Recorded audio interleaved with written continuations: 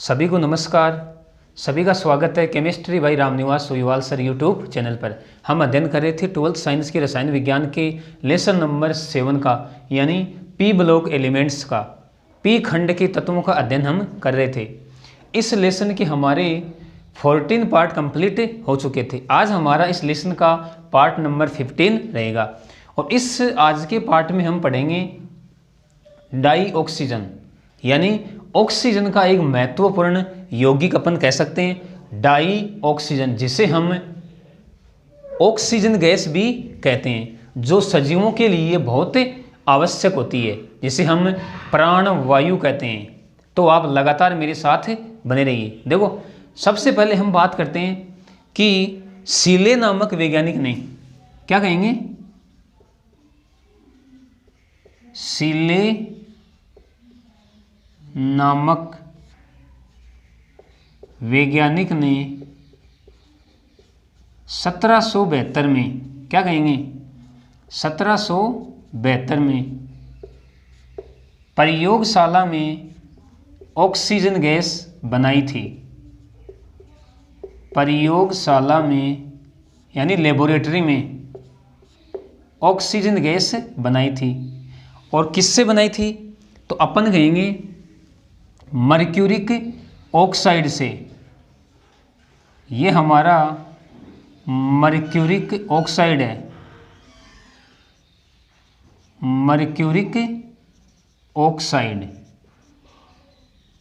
इस mercuric oxide को गर्म करके ऑक्सीजन गैस प्राप्त की थी। यानी अपन कह सकते हैं 2Hg लिक्विड और प्लस O2 गैस। यानी सर्वप्रथम सीले नामक वैज्ञानिक ने 1772 में प्रयोगशाला में मर्क्यूरिक ऑक्साइड को गर्म कर ऑक्सीजन गैस बनाई थी। अब देखो, हम वायुमंडल की बात करें, वायुमंडल में जो नाइट्रोजन गैस है N2 गैस, ये तो होती है 78%, और जो ऑक्सीजन गैस होती है यानी डाई ऑक्सीजन, ये होती है लगभग 21%। यानी अपन कह सकते हैं कि वायुमंडल में सर्वाधिक मात्रा में नाइट्रोजन गैस उपस्थित होती है और उसके बाद सर्वाधिक मात्रा में ऑक्सीजन गैस उपस्थित होती है, लगभग 21%। ऑक्सीजन के 3 समस्थानिक पाए जाते हैं। ऑक्सीजन के 3 समस्थानिक देखो कौन से होंगे, ऑक्सीजन 16, ऑक्सीजन 17 और ऑक्सीजन 18। ये 3 ऑक्सीजन के क्या हैं, समस्थानिक हैं। अब देखो, सबसे अधिक मात्रा में, यानी अपन क्या कहेंगे कि सर्वाधिक मात्रा में पाया जाने वाला समस्थानिक वो तो है ऑक्सीजन 16, और सबसे कम मात्रा में, सबसे कम मात्रा में पाया जाता है ऑक्सीजन 18। ऑक्सीजन 18। अब देखो, ये जो ऑक्सीजन 18 है, ये एक रेडियो सक्रिय समस्थानिक है। इस बात को आप ध्यान में रखोगे, रेडियो सक्रिय समस्थानिक है, और इसीलिए इस ऑक्सीजन 18 का जो उपयोग है वो किया जाता है विभिन्न अभिक्रियाओं की क्रियाविधि, क्या कहेंगे, विभिन्न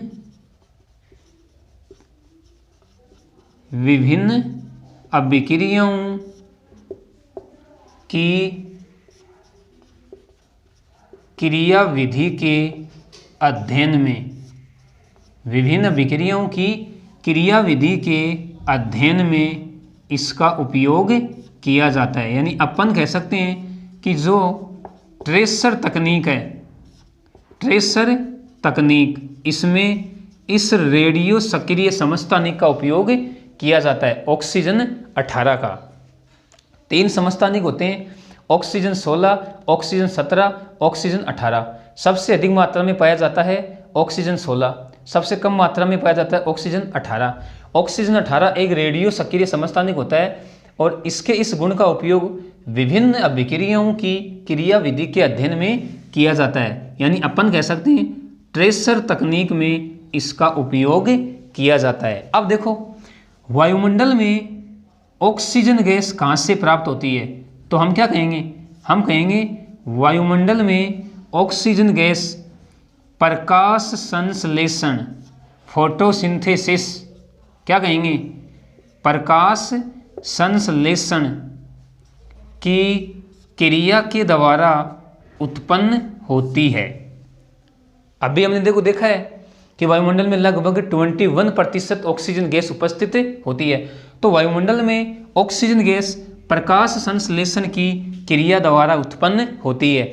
यानी अपन कहेंगे कि जो हरे पौधे होते हैं जिनकी पत्तियों में क्लोरोफिल पाया जाता है, तो वे हरे पौधे सूर्य के प्रकाश की उपस्थिति में कार्बन डाइऑक्साइड और जल से क्या बनाते हैं, अपना भोजन बनाते हैं और साथ में ऑक्सीजन गैस मुक्त होती है और उष्मा भी मुक्त होती है। यानी अपन प्रकाश संश्लेषण की क्रिया को दिखा सकते हैं 6CO2 प्लस 6H2O क्लोरोफिल रहेगा, क्लोरोफिल और सूर्य का प्रकाश, तो क्या बनाएंगे, पौधे अपना भोजन बनाएंगे C6H12O6, साथ में 6O2 और साथ में अपन कहेंगे उष्मा मुक्त होती है। तो देखो वायुमंडल में प्रकाश संश्लेषण की क्रिया के द्वारा ऑक्सीजन गैस उत्पन्न होती है।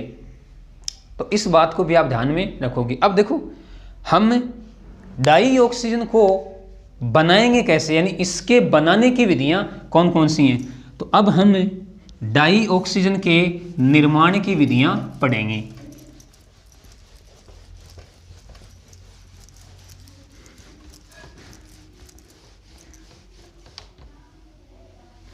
डाई ऑक्सीजन के निर्माण की विधि कह सकते हैं या डाई ऑक्सीजन के बनाने की विधि कह सकते हैं।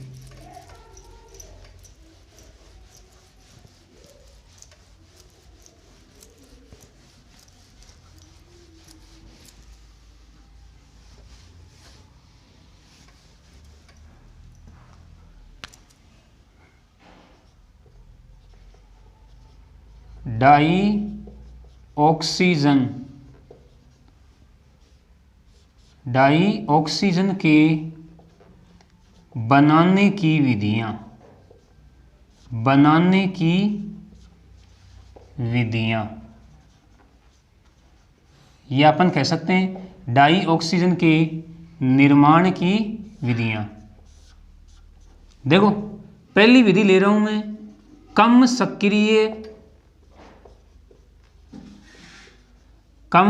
सक्रिय धातुओं के ऑक्साइडों को गर्म करके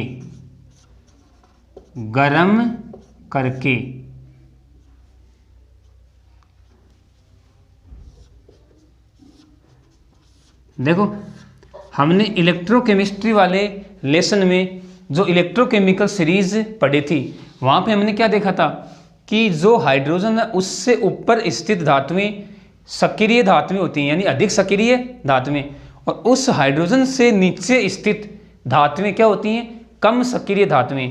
तो उन धातुओं के ऑक्साइडों को गर्म करके हम ऑक्सीजन गैस प्राप्त कर सकते हैं। तो हमने क्या कहा कि कम सक्रिय धातुओं के ऑक्साइडों को गर्म करने से हमें डाई ऑक्सीजन प्राप्त होती है। जैसे हम कुछ एग्जाम्पल लें, जैसे 2HgO, इसको हम गर्म करेंगे तो हमें क्या मिलेगा, 2Hg, ये तो है लिक्विड, और प्लस O2 गैस, इसी प्रकार अपन ले सकते हैं Ag2O, 2Ag2O, इसको हम गर्म करेंगे तो हमें क्या मिलेगा 4Ag प्लस ऑक्सीजन गैस यानी डाई ऑक्सीजन।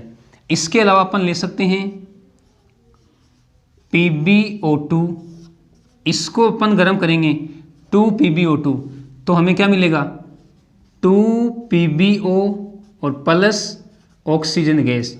इसके अलावा अपन ले सकते हैं Pb3O4, अगर हम इसको गर्म करें 2 ले लें इसके तो देखो 3 दूनी 6, 6 तो क्या बन जाएंगे PbO और साथ में ऑक्सीजन गैस। इसके अलावा अपन क्या ले सकते हैं, अपन ले सकते हैं MnO2 3 और इसको हम गर्म करेंगे तो हमें क्या मिलेगा देखो Mn3O4 और साथ में O2 गैस। तो देख सकते हो आप कम सक्रिय धातुओं के ऑक्साइडों को गर्म करने पर हमें ऑक्सीजन गैस प्राप्त हो रही है। तो ये हमारी पहली विधि हो गई कम सक्रिय धातुओं के ऑक्साइडों को गर्म करके। ले रहे हैं हम नेक्स्ट विधि, दूसरी विधि अपन लेंगे प्रयोगशाला विधि। दूसरी हमारी विधि कौन सी रहेगी, प्रयोगशाला विधि।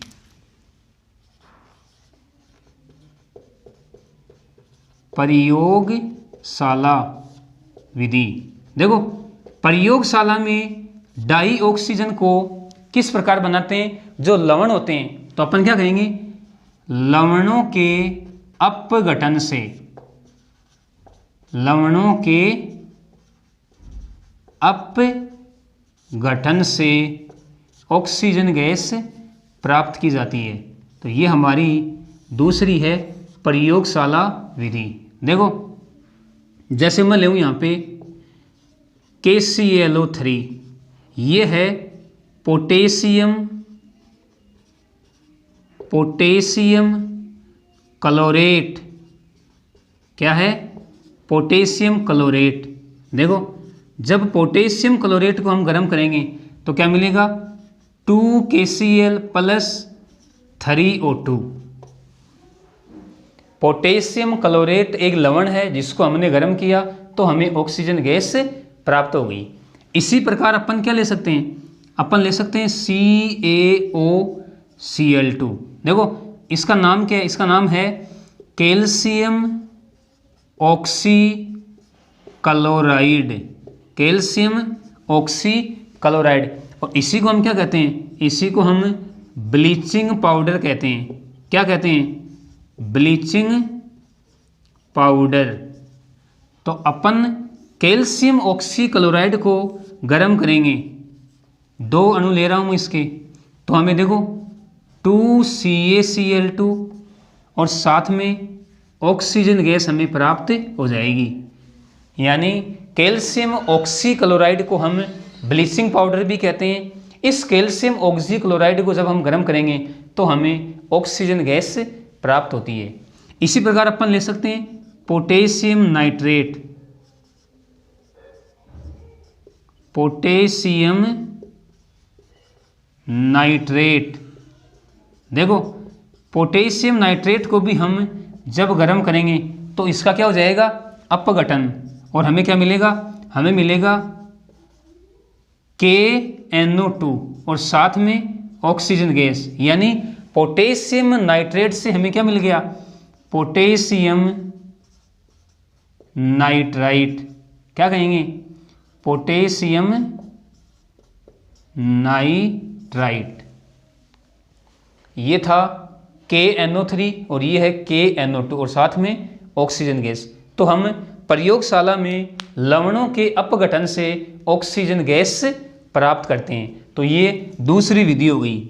अब हम ले रहे हैं डाई ऑक्सीजन के बनाने की तीसरी विधि। तीसरी विधि है हमारी औद्योगिक विधि। यानी अगर हमें अधिक मात्रा में डाई ऑक्सीजन बनानी है तो हम औद्योगिक विधि काम में लेते हैं। तो तीसरी हमारी रहेगी औद्योगिक विधि, औद्योगिक विधि। देखो इसमें हम दो प्रकार से डाई ऑक्सीजन बनाते हैं। पहली विधि तो है हमारी जल के विद्युत अपघटन से, जल के विद्युत अपघटन से, यानी हम जल का क्या करवाएंगे, विद्युत अपघटन। तो हमें एनोड पर ऑक्सीजन गैस प्राप्त होगी। देखो किस प्रकार से होगी। ये हमारा जल है, हमने करवाया इसका विद्युत अपघटन, यहाँ पर लिख दूं मैं विद्युत अपघटन। तो हमें क्या मिलेगा 2H प्लस O2 माइनस। अब देखो पहले बात करते हैं एट कैथोड की। कैथोड पे तो हमें क्या मिलेगी, hydrogen gas 2H plus 2 electron, यानी H2 गैस तो हमें मिलेगी कैथोड पे।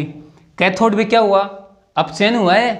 अरे भाई H प्लस आयनों ने इलेक्ट्रॉन ग्रहण करके H2 गैस का निर्माण किया है, यानी कैथोड पे तो क्या हुआ, अपचयन यानी रिडक्शन।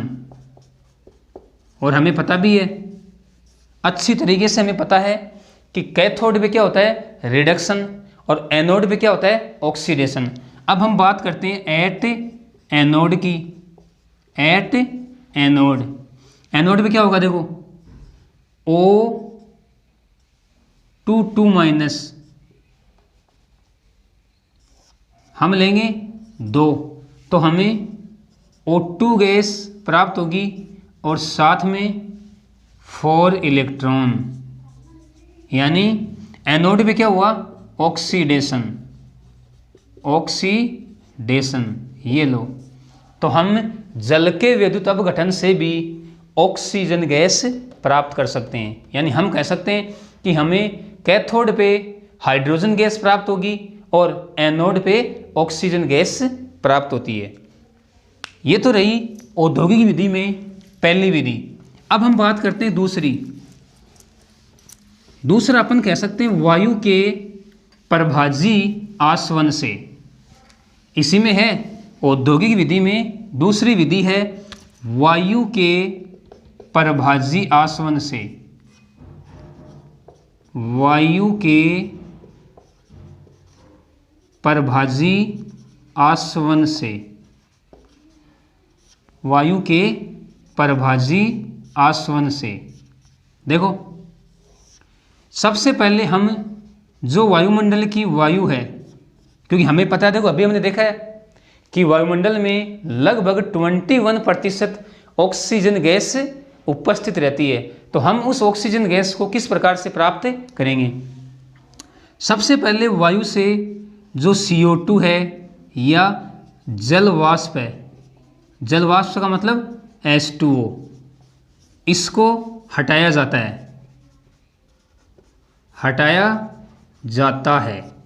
वायु से अपन कह सकते हैं कि कार्बन डाइऑक्साइड गैस और जलवाष्प के अणुओं को हटा दिया जाता है। इसको हटाने के बाद में हमें द्रवित वायु प्राप्त होती है, द्रवित वायु। और फिर इस द्रवित वायु का हम क्या करवाते हैं, प्रभाजी आसवन, प्रभाजी आसवन। और इसके प्रभाजी आसवन से हमें नाइट्रोजन गैस, यानी अपन कह सकते हैं N2 गैस और ऑक्सीजन गैस प्राप्त होती है। क्या बताया मैंने कि सबसे पहले वायु से कार्बन डाइऑक्साइड और जलवाष्प को हटाया जाता है, इसके बाद में वायु को द्रव अवस्था में लाया जाता है, तो द्रवित वायु हो गई। इस द्रवित वायु का हम क्या करवाते हैं, प्रभाजी आसवन। और इसके प्रभाजी आसवन से हमें नाइट्रोजन और ऑक्सीजन गैस अलग अलग प्राप्त हो जाती हैं। तो ये हो गई हमारी तीसरी औद्योगिक विधि। अब हम बात करते हैं नेक्स्ट विधि की, यानी 4 नंबर विधि हमारी रहेगी H2O2 के तापीय अपघटन से। क्या कहेंगे, H2O2 के तापीय अपघटन से। 4 नंबर H2O2 के तापीय अपघटन से। तापीय अपघटन से यानी अपन क्या कहेंगे, अपन कहेंगे कि हाइड्रोजन पेरोक्साइड का निकेल या प्लेटिनम उत्प्रेरक की उपस्थिति में तापीय अपघटन करवाने पर भी हमें डाई ऑक्सीजन प्राप्त होती है। देखो कैसे प्राप्त होगी, H2O2 दो अणु ले रहे हैं अपन, यहाँ पे उत्प्रेरक रहेगा निकेल या प्लेटिनम, तापीय अपघटन करवा रहे हैं तो 2H2O और O2 गैस हमें प्राप्त हो जाएगी। तो ये हमारी डाई ऑक्सीजन के बनाने की विधि हो गई। अब हम डाई ऑक्सीजन के गुणों की चर्चा करते हैं। डाई ऑक्सीजन के गुणों, और गुणों में हम सबसे पहले डाई ऑक्सीजन के भौतिक गुणों की चर्चा करते हैं। तो अब हमारी हेडिंग क्या रहेगी, डाई ऑक्सीजन के भौतिक गुण।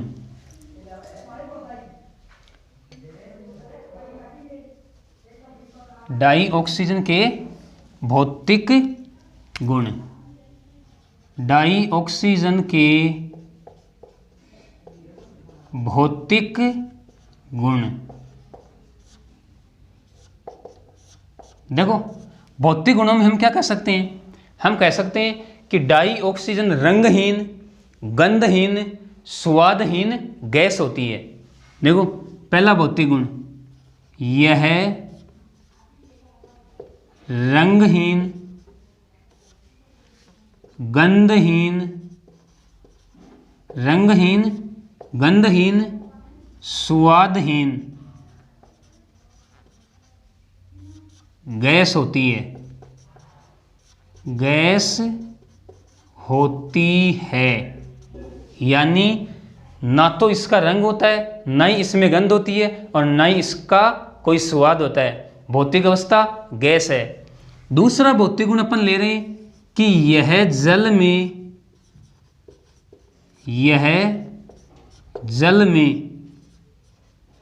अल्प विलय होती है। यह जल में अल्प विलय होती है। यानी अपन क्या कह सकते हैं, अपन कह सकते हैं कि 298 केल्विन ताप पर, 200 समझना बात को, 298 केल्विन ताप पर 100 ml जल में, 100 ml जल में 3.08 ml ऑक्सीजन घुली हुई रहती है। और इस जल में घुली हुई ऑक्सीजन का अपन कहते हैं जलीय जीव उपयोग करते हैं। जलीय जीव यानी अपन कहते हैं कि जल में जो ऑक्सीजन घुली हुई होती है उसका उपयोग जलीय जीव करते हैं। यानी जलीय जीव जैसे मछली है, जल में रहने वाले जीव श्वसन में इस ऑक्सीजन का उपयोग करते हैं। नेक्स्ट भौतिक गुण अपन ले सकते हैं कि इसका जो गलनांक है, इसका गलनांक होता है 55 यानी 55 केल्विन। और अगर हम इसके कवथनांक की बात करें, कवथनांक की, तो इसका कवथनांक होता है 90 केल्विन यानी 90 केल्विन। अब देखो अगला भौतिक गुण, यदि हम अधिक दाब लगाकर डाई ऑक्सीजन को द्रवित कर दें तो यह पीले रंग की हो जाती है। यानी अपन क्या कहेंगे, अपन कहेंगे द्रवित ऑक्सीजन, द्रवित ऑक्सीजन कैसी होती है, पीले रंग की। द्रवित ऑक्सीजन पीले रंग की होती है। और नेक्स्ट भौतिक गुण में हम कह सकते हैं कि इसके 3 समस्थानिक जो हमने पढ़े हैं, इसके 3 समस्थानिक पाए जाते हैं। 3 कौन कौन से, ऑक्सीजन 16, ऑक्सीजन 17, ऑक्सीजन 18। ये इसके 3 क्या होते हैं, समस्थानिक। तो देखो ये हमने कुछ इंपॉर्टेंट भौतिक गुणधर्म देखे हैं। पहला भौतिक गुण हमने लिया कि यह रंगहीन, गंधहीन, स्वादहीन गैस होती है। यह जल में अल्प विलय होती है, यानी 298 केल्विन ताप पर 100 ml जल में 3.08 ml ऑक्सीजन घुली हुई होती है और इस जल में घुली हुई ऑक्सीजन का जलीय जीव उपयोग करते हैं। हमने इसका गलनांक देखा 55 केल्विन, कवथनांक की बात की 90 केल्विन। द्रवित ऑक्सीजन पीले रंग की होती है और इसके 3 समस्थानिक होते हैं, ऑक्सीजन 16, ऑक्सीजन 17, ऑक्सीजन 18। ये इसके कुछ इंपॉर्टेंट भौतिक गुणधर्म हो गए। अब हम चर्चा करेंगे डाई ऑक्सीजन के रासायनिक गुणधर्मों की।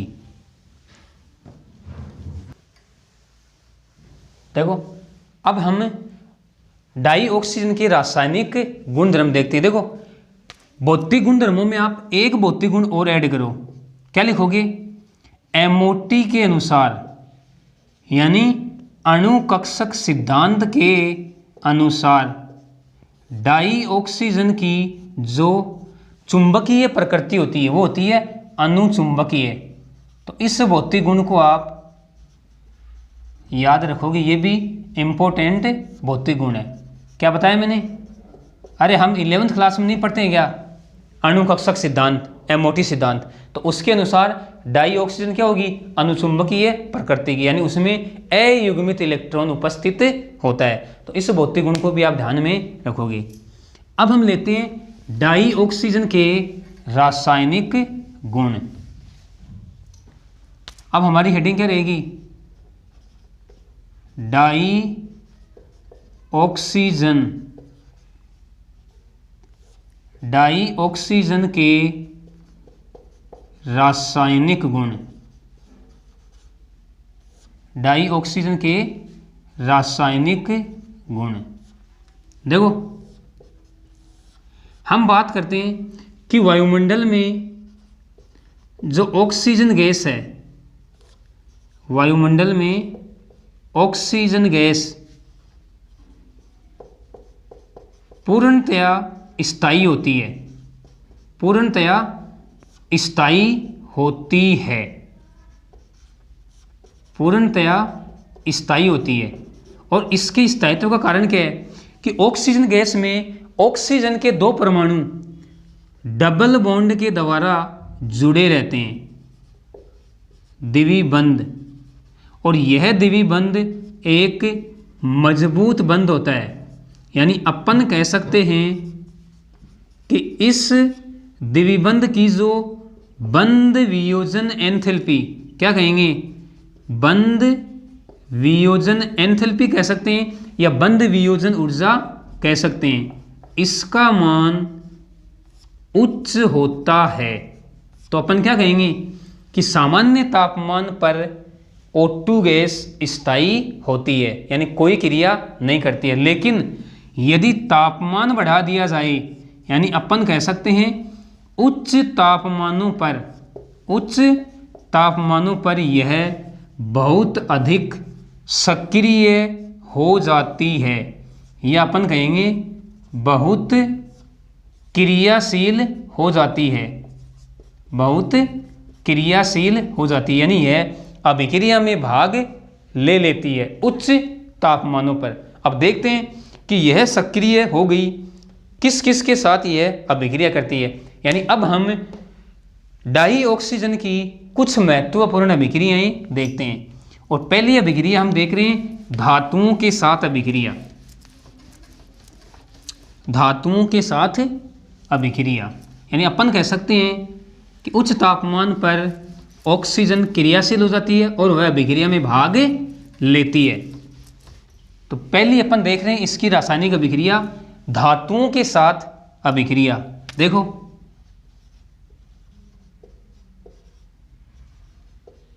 धातुओं के साथ अभिक्रिया, धातुओं के साथ अभिक्रिया।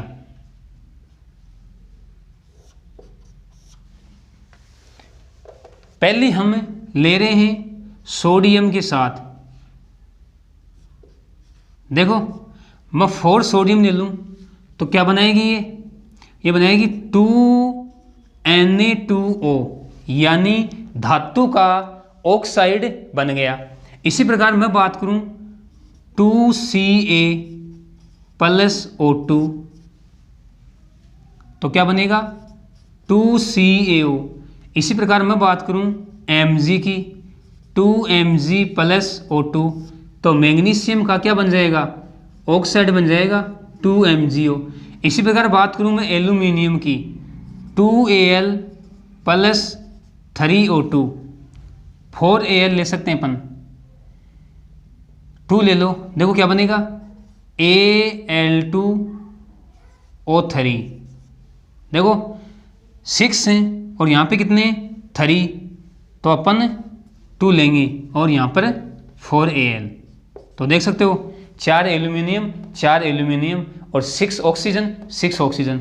इसी प्रकार हम ले सकते हैं आयरन 4 आयरन प्लस 3O2 तो क्या बन जाएगा 2Fe2O3। ये लो, तो हम कह सकते हैं कि धातुओं के साथ ऑक्सीजन अभिक्रिया करके उनके संगत ऑक्साइड का निर्माण कर देती है। अब हम ले रहे हैं दूसरी, देखो दूसरी इंपॉर्टेंट है भाई, समझना आप। अधातुओं के साथ अभिक्रिया,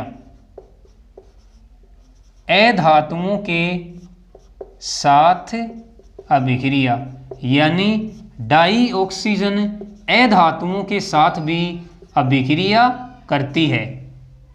अब ध्यान से समझना आप, इंपॉर्टेंट क्यों है। देखो कार्बन प्लस ऑक्सीजन, अगर ये ऑक्सीजन कम मात्रा में है, समझना बात को, अगर ये ऑक्सीजन कम मात्रा में है तो बनेगी carbon monoxide gas, carbon monoxide gas.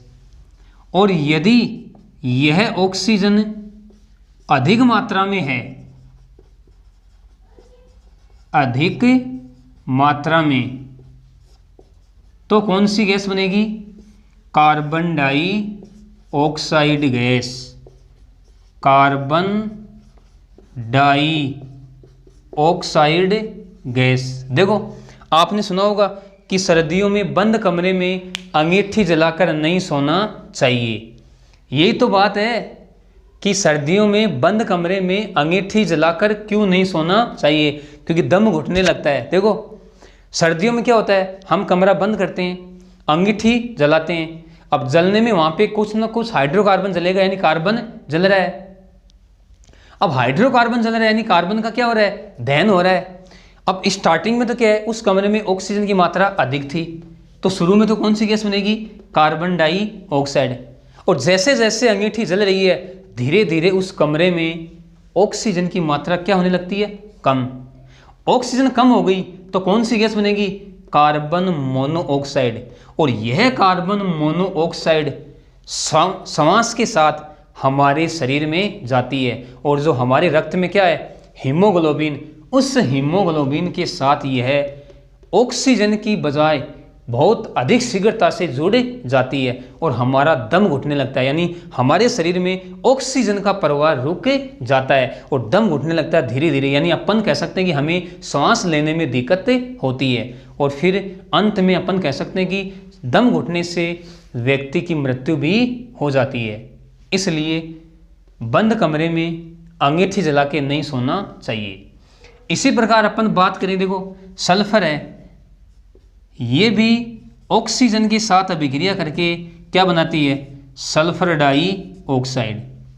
इसी प्रकार अपन बात करें फॉस्फोरस की, P4 प्लस 5O2 क्या बनाएगी, ये बनाएगी P4O10 के श्वेत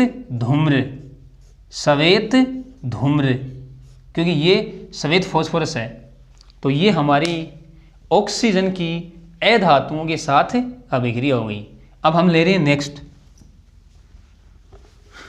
देखो अब हम डाई ऑक्सीजन की नेक्स्ट अभिक्रिया पढ़ते हैं, यौगिकों के साथ अभिक्रिया। हमने धातुओं के साथ अभिक्रिया देख ली, अधातुओं के साथ अभिक्रिया देख ली। अब हम देख रहे हैं थर्ड, यौगिकों के साथ अभिक्रिया, यौगिकों के साथ अभिक्रिया। देखो हमने नाइट्रिक अम्ल का निर्माण किया था औद्योगिक विधि के द्वारा, और वहाँ पर हमने ओस्टवाल्ड प्रक्रम पढ़ा था। तो ओस्टवाल्ड प्रक्रम में होने वाली अभिक्रिया को हम देख रहे हैं। देखो 4NH3 प्लस 5O2, तो देखो क्या बनेगा 4 तो NO, और अपन कह सकते हैं 12 यहाँ पे क्या है हाइड्रोजन, तो 6H2O, 6H2O। अब देखो क्या बना यहाँ पे नाइट्रिक ऑक्साइड,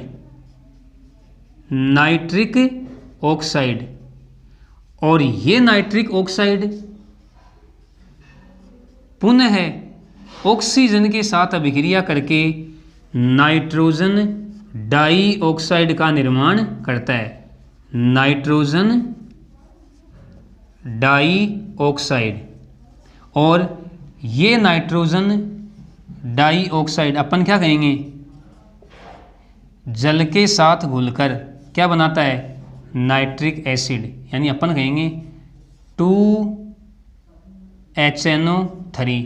अपन इसको 3 ले रहे हैं, 3NO2, और साथ में क्या बनेगा नाइट्रिक, यानी ये तो हमारा बन गया नाइट्रिक एसिड, और ये क्या बन गया नाइट्रिक ऑक्साइड। अब देखो यानी अमोनिया के साथ अभिक्रिया की डाई ऑक्सीजन ने किसका निर्माण हुआ, नाइट्रिक ऑक्साइड और जल का। फिर यह नाइट्रिक ऑक्साइड पुनः ऑक्सीजन के साथ अभिक्रिया कर नाइट्रोजन डाइऑक्साइड का निर्माण कर देती है। यानी अपन कह सकते हैं कि डाई ऑक्सीजन यौगिकों के साथ भी अभिक्रिया करती है। लेते हैं हम नेक्स्ट अपन बात करेंगे दहन की। 4 नंबर अपन कहेंगे दहन, यानी दहन में ऑक्सीजन का महत्वपूर्ण रोल होता है। ऑक्सीजन के बिना किसी भी पदार्थ का दहन संभव नहीं है। जैसे हम बात करें मीथेन की, मीथेन ये इसका क्या हो रहा है दहन हो रहा है, तो एक तो बनेगी कार्बन डाइऑक्साइड और प्लस 2H2O। इसी प्रकार अपन बात करें HCl की, 4HCl प्लस O2, तो 2Cl2 और प्लस 2H2। तो अपन कह सकते हैं कि दहन में ऑक्सीजन अभिक्रिया यौगिकों के साथ अभिक्रिया करती है। तो ये भी इसका एक रासायनिक गुणधर्म है। दहन में हो गया। अगली हम बात करें H2SO4 के निर्माण में, H2SO4 के निर्माण में देखो H2SO4 के निर्माण में सबसे पहले सल्फर की अभिक्रिया होती है ऑक्सीजन के साथ और सल्फर डाइऑक्साइड बनती है। फिर इस सल्फर डाइऑक्साइड की अभिक्रिया करवाई जाती है वापस ऑक्सीजन के साथ। देखो दो प्रकार से यहाँ पर अभिक्रिया होगी। एक तो मैं करवा रहा हूँ V2O5 उत्प्रेरक की उपस्थिति में, समझना आप इस बात को। तो 2SO3 का निर्माण हो गया। दूसरी अपन इस सल्फर डाइऑक्साइड की अभिक्रिया ऑक्सीजन के साथ करवाएंगे नाइट्रिक ऑक्साइड उत्प्रेरक की उपस्थिति में। तो बनेगी क्या यहाँ पर भी 2SO3 बनेगी, लेकिन ये दोनों अलग अलग विधियाँ हैं। अगर उत्प्रेरक V2O5 ले रहे हैं तो इसका नाम हो जाएगा संस्पर्श विधि, H2SO4 के निर्माण की संस्पर्श विधि। और यदि हम उत्प्रेरक के रूप में नाइट्रिक ऑक्साइड ले रहे हैं तो इसका नाम हो जाएगा सीसा कक्ष विधि, सीसा कक्ष विधि, इस बात को आप ध्यान में रखोगे। फिर देखो ये जो SO3 बनी है, इस SO3 की अभिक्रिया होती है जल के साथ और यह H2SO4 का निर्माण कर देती है।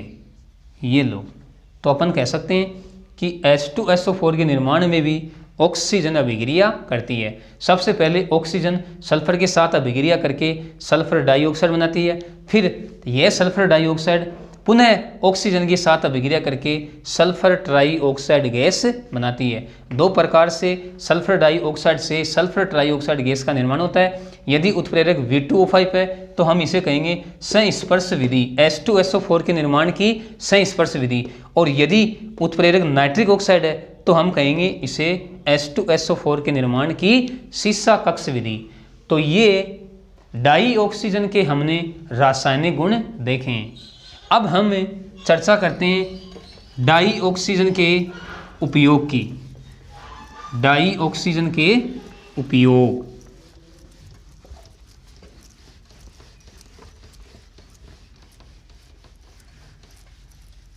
हमने भौतिक गुण देख लिए, रासायनिक गुण देख लिए। अब हम डाई ऑक्सीजन के उपयोगों की चर्चा करेंगे।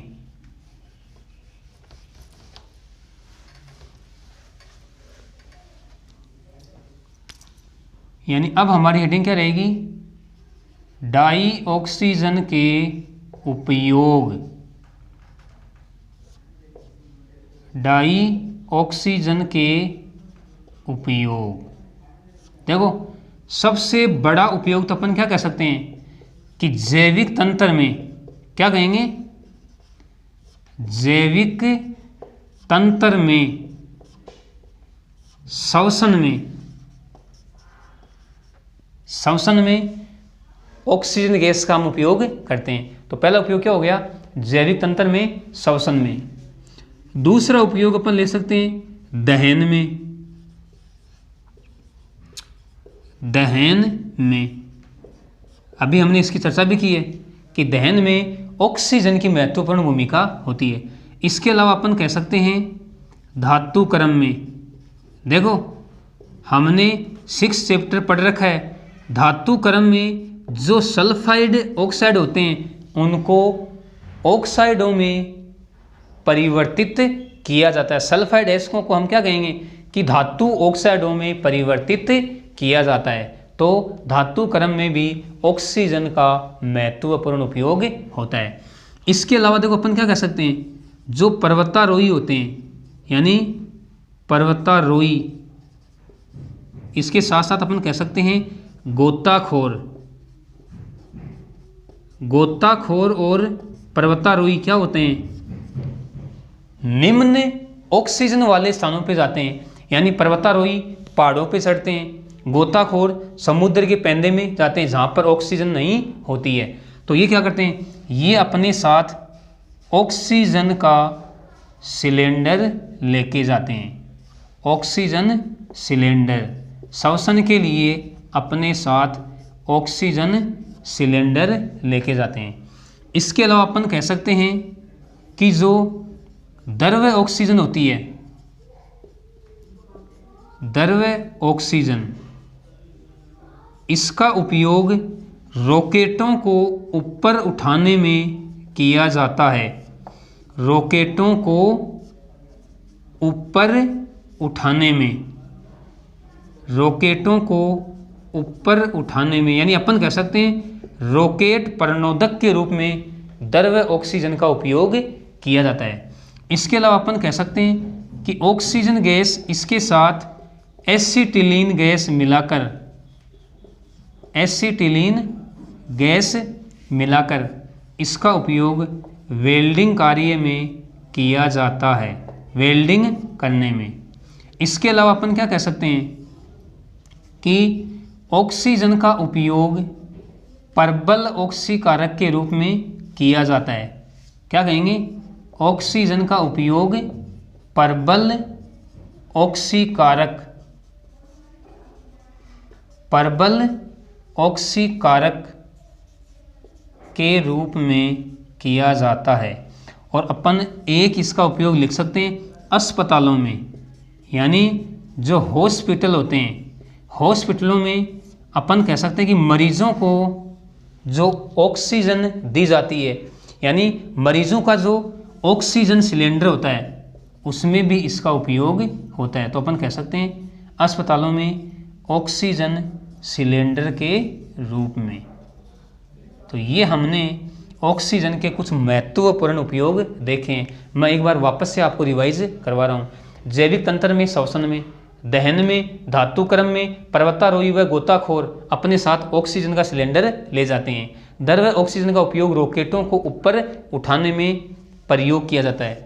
ऑक्सीजन के साथ एसिटिलीन गैस को मिलाकर वेल्डिंग में काम में लिया जाता है। ऑक्सीजन का उपयोग प्रबल ऑक्सीकारक के रूप में किया जाता है और अस्पतालों में ऑक्सीजन सिलेंडर प्रयुक्त किए जाते हैं। तो इस आज के पार्ट में, यानी अपन कह सकते हैं इस आज के वीडियो में हमने डाई ऑक्सीजन का डिटेल से अध्ययन कर लिया है, यानी हमारा डाई ऑक्सीजन कंप्लीट हो चुका है। तो इस आज के वीडियो के लिए इतना ही। ओके, धन्यवाद।